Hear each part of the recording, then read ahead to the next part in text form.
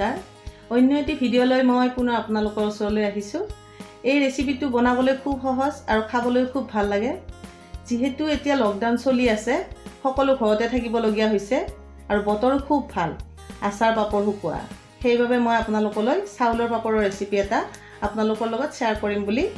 ভাবিলোঁ আশা কৰোঁ আপোনালোকে চাই ভাল পাব আমাক লাগিব চাউল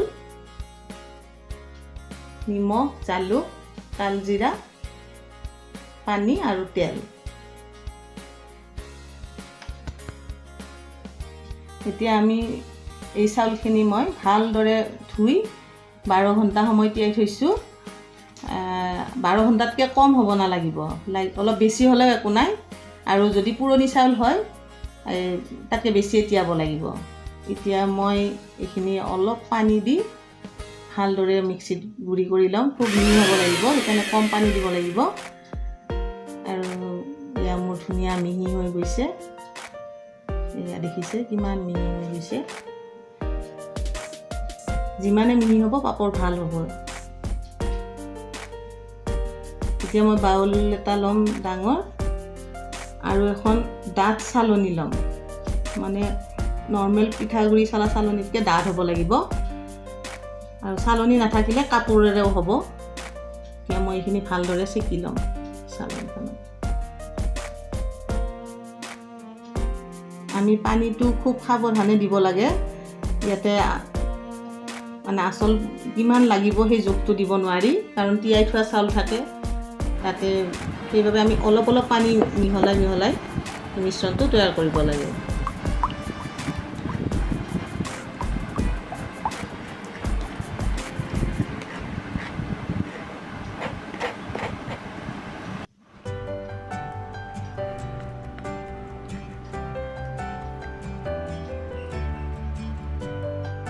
দেখিছে ধুনীয়াকৈ দানাবোৰ ওপৰত উঠি গৈছে ইয়াতে মই বাতিটো আকৌ অকণমান পানীৰে আখলাই এইখিনি মই আৰু এবাৰ চাকি ল'ম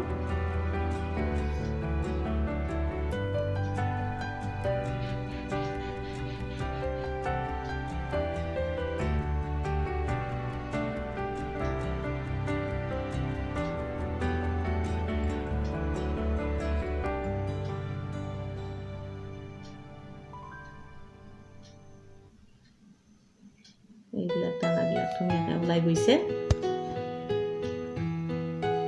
এয়া দেখিছে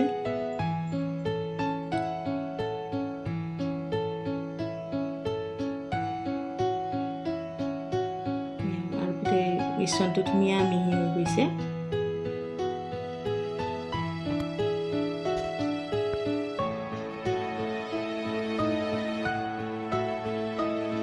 এতিয়া মই ইয়াতে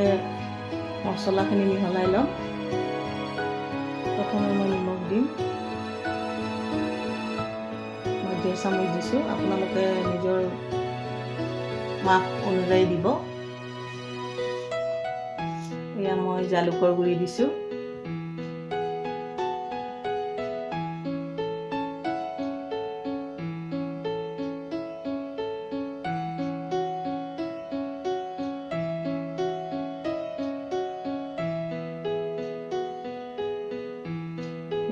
কালজিৰা দিম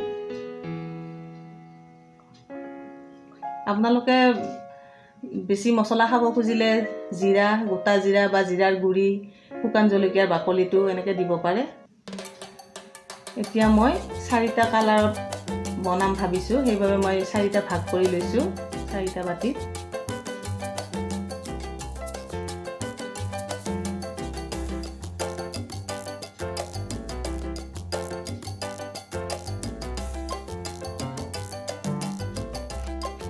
ইয়াতে মই গ্ৰীণ কালাৰ দিলোঁ মই কালাৰখিনি ভালদৰে মিহলাই ল'ম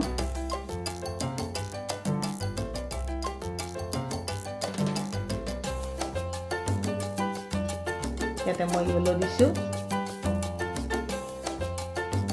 আৰু ইয়াতে ৰেড কালাৰ দিছোঁ বগাত দিয়াৰ কাৰণে কালাৰটো পিংক হৈ যাব এতিয়া মই আমাৰ পাপৰখিনি বনাবৰ কাৰণে যিমান পানী দৰকাৰ হ'ব যিমান মিশ্ৰণটো যিমান পনীয়া লাগিব সেই হিচাপত মই এতিয়া ইয়াতে পানী দি ল'ম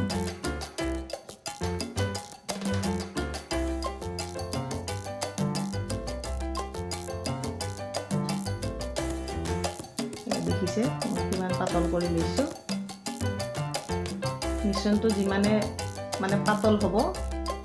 তেতিয়া মানে পাপৰটো ভাল হয় বেছি ফুলে আৰু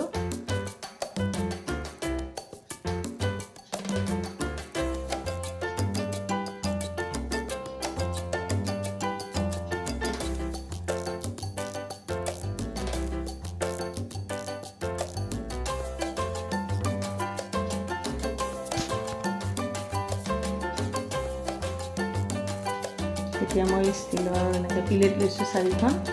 আৰু তেল আৰু মই 2খন কাপোৰ লৈছোঁ এখনেৰে মই প্লেট কেইখনত তেল ভৰি ল'ম ধুনীয়াকৈ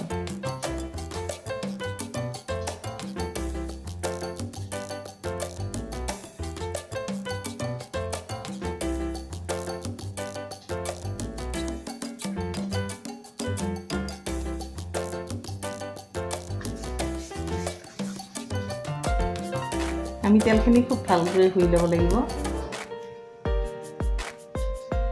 এতিয়া মই আন শুকান কাপোৰখনেৰে আকৌ তেলখিনি মচি দিম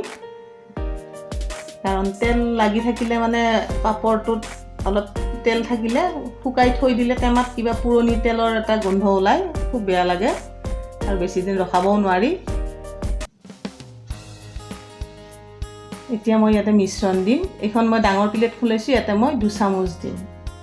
2 চামুচ মিশ্ৰণ দি মই ধুনীয়াকৈ চাৰিওফালে যাতে মিশ্ৰণখিনি যায় সেইদৰে মানে বিয়পাই দিম চাৰিওফালে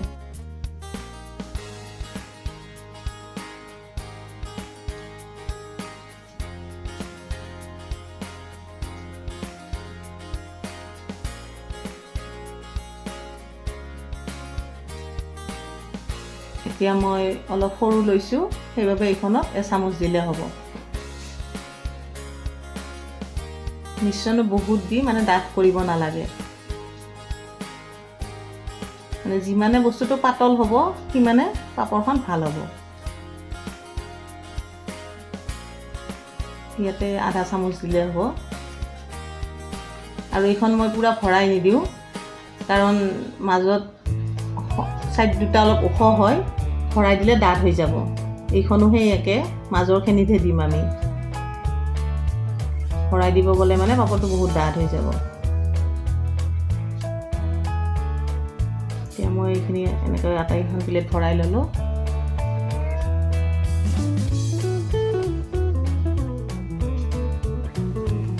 এতিয়া মই গেছত ডাঙৰ চচপেন এটা বহাইছোঁ আৰু পানীখিনি মই ভালদৰে গৰম হ'ব দিছোঁ ইয়াতে মই চালনীখন দি দিম আমি চালনী জাতীয় বস্তুতে এইটো বনাব লাগিব কাৰণ ভাপত বনাব লাগিব যেতিয়া আৰু ইয়াতে মই ঢাকনি দি দিম এতিয়া ঢাকনিখনেৰে আৰু এইখন সিজোতে আমাৰ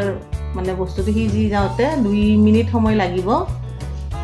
আৰু এনেকৈ সৰু চচতো কমকৈ বনাব পাৰি মই ইয়াতে ডাঙৰ প্লেট বাবে এখনে দিম সৰু হ'লে 2খনো ধৰিব ইয়াতে আমাৰ 1 মিনিট মানতে হৈ যাব জুইটো অলপ কমাই দিম আৰু ঢাকনি দিব নাপাহৰিব ঢাকনি নিদিলে পাপৰখন বেয়া হয় এতিয়া আমাৰ 2 মিনিট হ'ল মই দাঙি চাইছোঁ আমাৰ পাপৰখিনি আটাইখিনি পাপৰে ধুনীয়াকৈ হৈ গৈছে ধুনীয়াকৈ সিজি গৈছে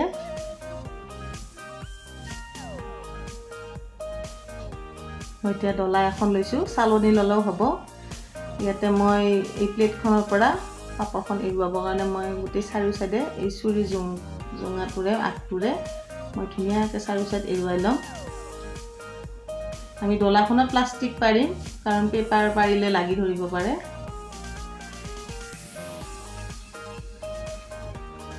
এইখন মই এতিয়া উঠাই আনিম প্লেটৰ পৰা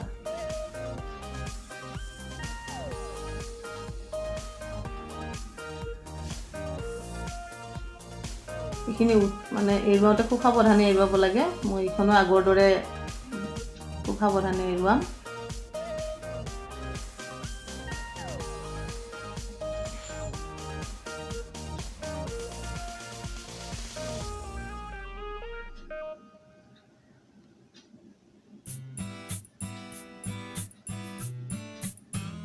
আমাৰ এতিয়া এইখিনি ধুনীয়াকৈ এৰুৱাইছোঁ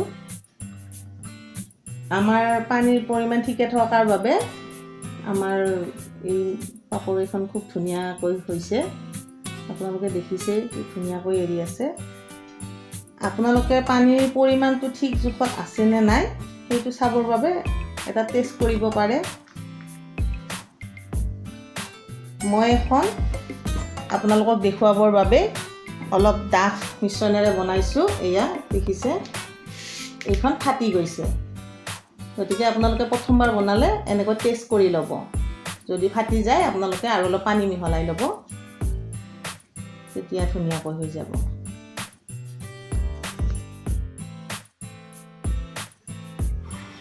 আমি আটাইখিনি পাপৰ একেলগে সিজাই লৈ এনেকৈ ৰ'দত মেলিব লাগিব। 6-7 ঘণ্টা লাগিব। ভাল চোকা ৰ'দত দিব লাগে। এয়া দেখিছে আমাৰ পাপৰ ধুনীয়াকৈ শুকাই গৈছে আৰু দেখিব বহুত ধুনীয়া হৈছে কালাৰফুল হোৱাৰ বাবে। আৰু কালাৰখিনি শুকোৱাৰ পিছত বহুত ধুনীয়া ডাঠ হৈ যায়, মানে বহুত ভাল লাগে দেখিব।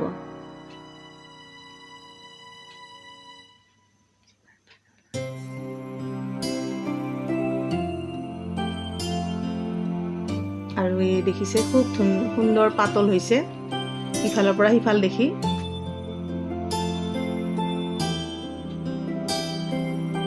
যিমানে পাতল হয় মানে বস্তুটো সিমানে ভাল হয় খাব।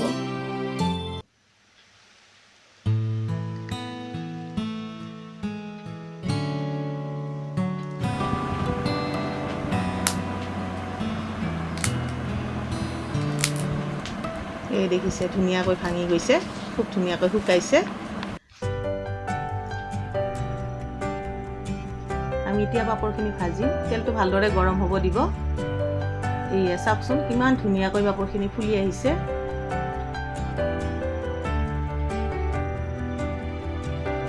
দিনটোৰ কষ্টখিনি মানে এনেকৈ সাৰ্থক হ'লে খুব ভাল লাগে আৰু ফলটো পালে। এইখনো চাওকচোন বহুত ধুনীয়াকৈ ফুলিছে আৰু কালাৰটো ইমান ধুনীয়া লাগিছে।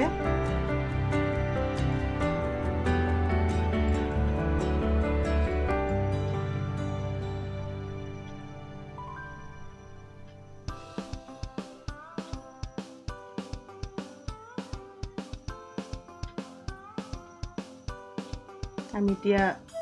পাপৰখিনি ভাজা হৈ গৈছে। এতিয়া কিমান মচমচীয়া হৈছে চাবচোন।